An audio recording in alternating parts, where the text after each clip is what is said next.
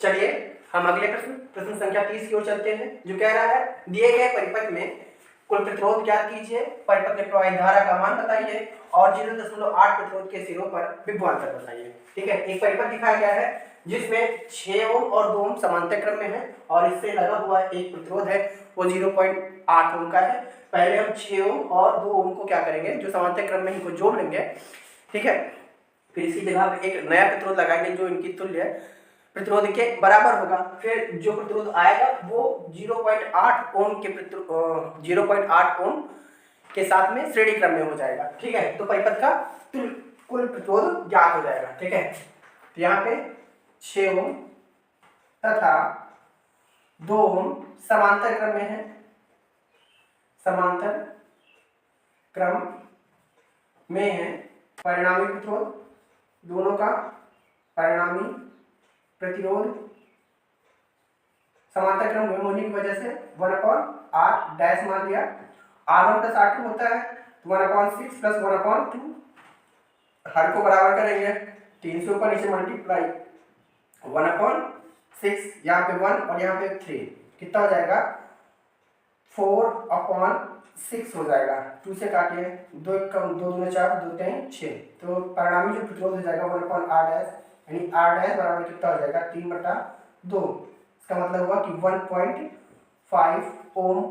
r dash का मान कितना निकल के आया 1.5 ओम हो जाएगा। ठीक है, अब ये 1.5 ओम ये 0.8 के साथ में किस क्रम में है, ये श्रेणी क्रम में है। ठीक है, ये श्रेणी क्रम में है। परिपथ का तुल्य प्रतिरोध बताना है, परिपथ का तुल्य प्रतिरोध ये यहाँ पे ये हो जाएगा 1.5 ओम हो जाएगा। 1.5 ओम और 8 ओम किस क्रम में है, श्रेणी क्रम में है। ठीक है, तो 1.5 ओम तथा 0.8 ओम श्रेणी क्रम में है, श्रेणी क्रम में है।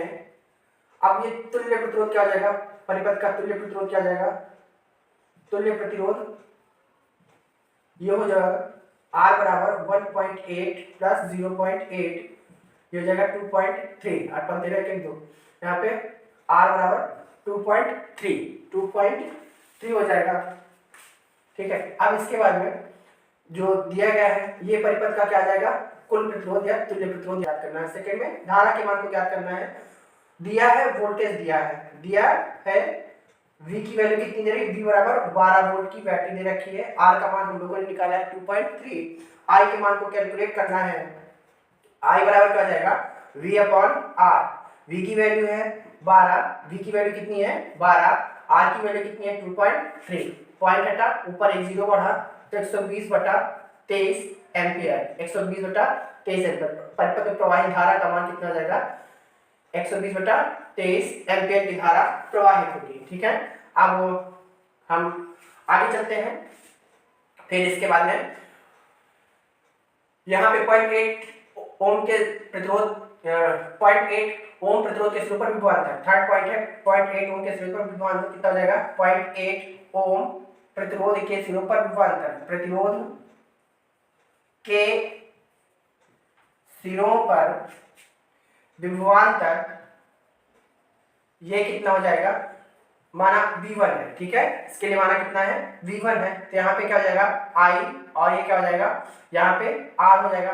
R की वैल्यू मैंने कितनी कैलकुलेट की है, इसको हम सपोज करना है कि R1 है, कितना है यहाँ पे R1, 0.8 को R1 मान गया है, तो V1 का मान कैलकुलेट करना है। I की वैल्यू कितनी है 120/23, R1 की वैल्यू है 0.8, पॉइंट ऊपर से कटा नीचे 10, ये जीरो कैंसिल, 12 96/23 ये हो जाएगा पॉइंट, यहाँ 0.8 ओम के सिरों पर विभवांतर। ठीक है, अब इसको भाग करके देख लीजिए और सरल बनाना है तो 96 से 96 3 त्रिका 9 और 3 दूना 6, 4 बार लेके जाइए। ठीक है, 4 3 12, 4 दूना 8 1 9, फिर यहाँ पे 4, फिर दशमलव लगाइए, 0 बढ़ाइए, 23 1 23, तो लगभग ये जो हो जाएगा 4.1 वोल्ट, ये क्या हो जाएगा 0.8 ओम के सिरों पर विभवांतर। 0.8 ओम के सिरों पर जो विभवांतर हो जाएगा वो कितना हो जाएगा